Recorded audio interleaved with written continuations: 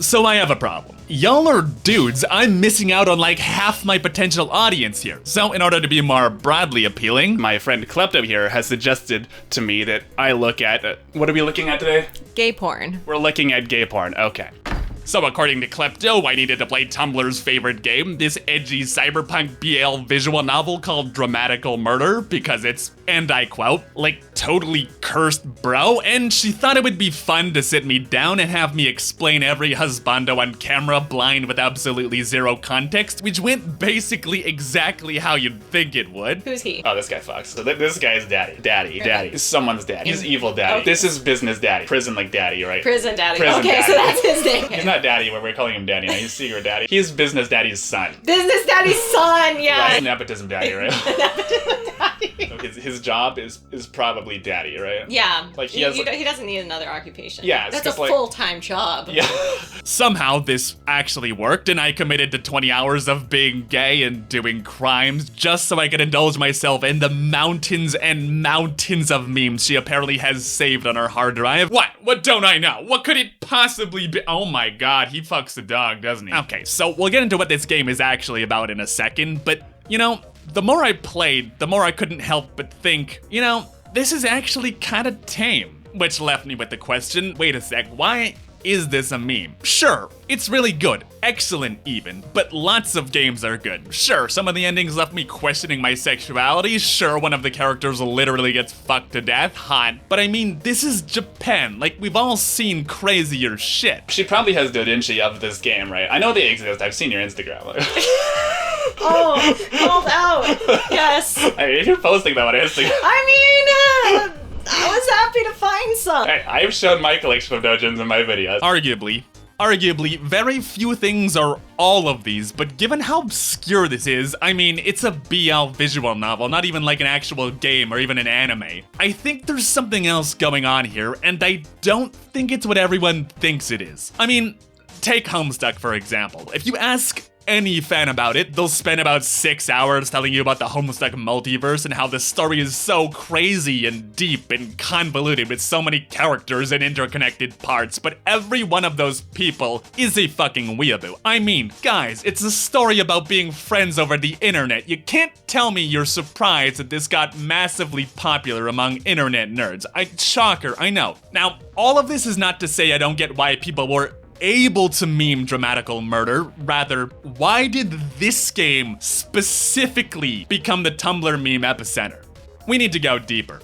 So our first clue is the setting, and no, I'm not referring to the part where they're all wearing puffy winter jackets on a tropical island. Gays are just immune to hot weather. What I mean is that this takes place on an obvious parallel of the real-life nature reserve Yakushima Island off the south coast of Japan, like it's literally called Green Island in Japanese, where the forest was razed to the ground to make way for a massive industrial complex by some evil capitalist named Toei, or officially Toei, absolutely no relation to the game company, lol, we too have lawyers. Actually, before we go any further, in order to avoid spoiling it to everyone in my audience who isn't a Fujoshi, we're gonna mix in a bunch of shit I made up with Klepto and just talk about it like that's what actually happened, and you'll only know if you played it. So first of all, we have this character. Do you know his name? I want to say his name is Al something. Yaoi Yes, that's definitely his name. Well, he's got headphones, and the only character I know that has headphones is Niku from The World Ends With You. So if I know one thing about him, is he's dead. Okay, so he's basically Neku, but blue. But he's blue Neko, Blue. and gay. Yeah. So, Cybertwink Aoyaoi, who is, as we've just established, dead, lives in and works in a junk shop in the slums where the majority of the island has been pushed into after being taken over by dirty capitalists. When suddenly, Aoyaoi finds himself a part of this AR game called Rhyme, which you can imagine as basically exactly like what if Digimon met the Matrix, and also it was written by only marginally hornier people, and his elite gamer skills start getting him invited to all the cool parties, most notably from aforementioned hyper-capitalist Toei, who realizes Aoyaoi's uber micro could make or break his plan to mind control control the world's population by creating the world's gayest MMORPG. I know we've had like daddies before, but this guy's like definitely daddy, right? Definitely. Not just like daddy, but like daddy. Like when okay. girls say like, oh my god, daddy, like daddy. That's right? what they mean. Like, Okay. Daddy, right? So basically, the plot follows Yaoi being caught up in some revolution against Toei, led independently by 4 different flavors of daddy, though exactly what he himself is doing is a little unclear, as he's mostly just here to kiss cute boys and play Dragon Warrior. His job is probably daddy, right? That's a full-time job. Yeah, he's evil daddy. Okay. Yeah. That's why he has a monocle. So eventually, he makes his way to Toei's bourgeoisie land party and finds a cold metal void made for rich people to live in only the most literal sense of the word. And not only is every part of this place polished to a mirror's shine, the nightclub is filled with well-dressed people literally getting high on light instead of the sad poor people heroin being huffed in the back of the slums. No part of this place is natural, with nothing and no one existing here but the icy hand of capitalism. So anyway, the first boyfriend I acquired was this guy because, I mean, look at him. Obviously, he's daddy. He's got like some kind of like metal collar or something, but like the pink bandana, like that's how you know that. Like no. He's like no, I fuck dudes, right? Like, yeah. I'm like alpha as fuck, right? But I fuck dudes. If I have to be gay, I'm sorry, but I'm going with daddy. Also, getting high and being ass fucked by prison daddy behind the nightclub felt a lot less gratuitous than the other routes. No, please don't leave. I'm being completely serious. He spent like 20 years in prison, and he was like prison like daddy, right? Prison daddy. Prison okay, daddy. So that's his name. We have a name for him too. Yeah, he's prison daddy, and like he's like king, right? Yeah. Perfect. Yeah, totally. So, Prison Daddy is the game's token diversity daddy, and as an American first daddy, he's the last of his people who have all been massacred in the name of profit, and has to learn to deal with the knowledge that no matter what he does, his culture will die with him, and his route is about becoming a man with nothing to lose. So, tying all of this back into our smug literary analysis of what is literally gay porn, playing through the other routes, my second clue was that they all felt kind of similar to his. Gamer Daddy has to adjust to a new normal after trading Micro really hard made him literally unable to feel pain. Scientist Daddy spends his life in a kink mask, etc, etc. So at first I thought this was a story about change, about how each character has adjusted to life in the slums, that life goes on no matter what hand you're dealt. Even so, it's often said that there's no place like home. So once you get used to it, living here is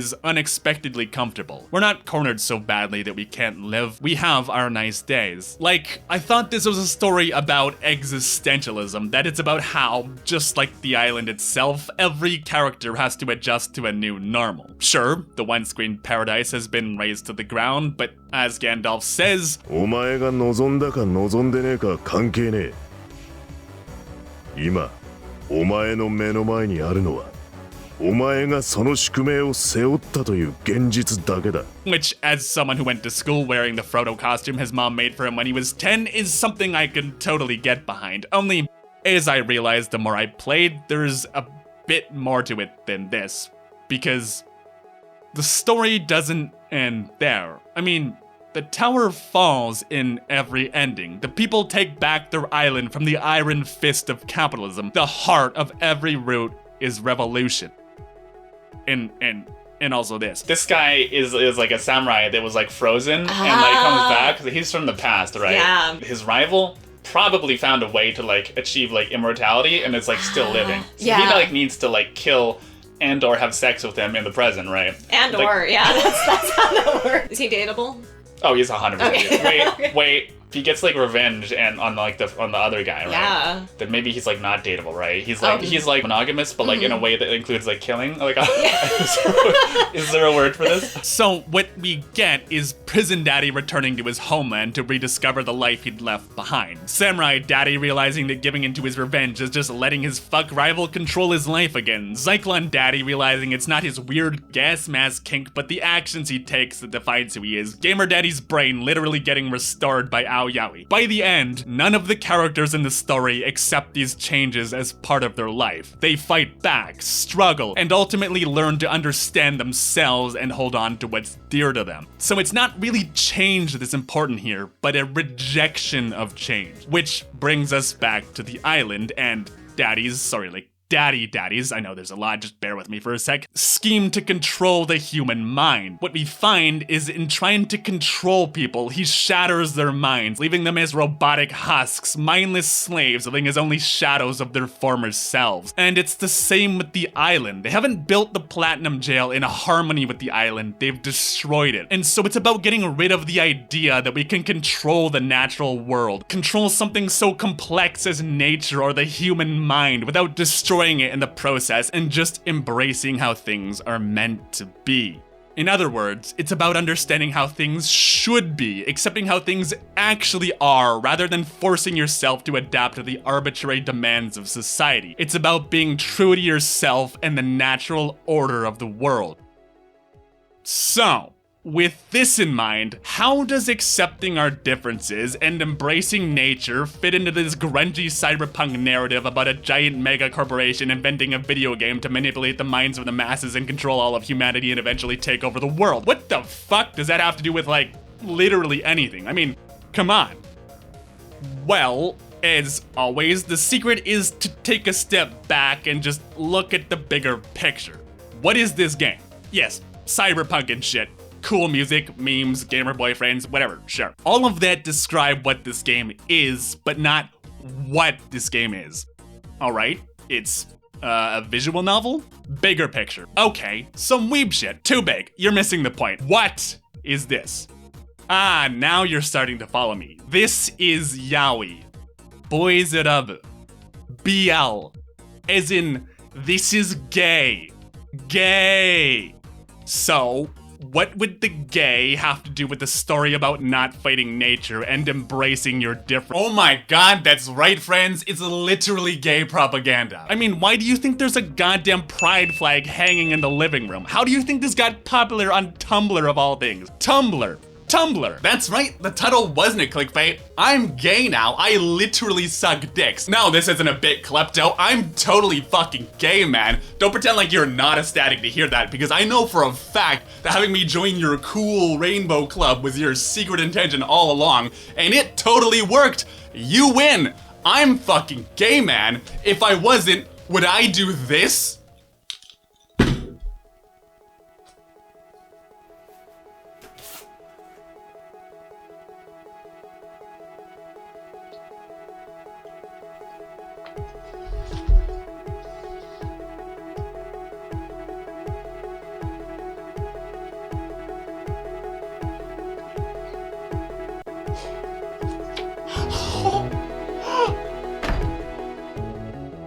Assuming anyone is still watching this, two things. One, if you're gay, step on the like button. No, this isn't at all shameless, shut up. And two, you obviously now want to see the full version of whatever hilarious nonsense this bit with Klepto was, and you can watch it on her channel right here. As always, thank you so much for your time, friends, and I'll see you in the next video.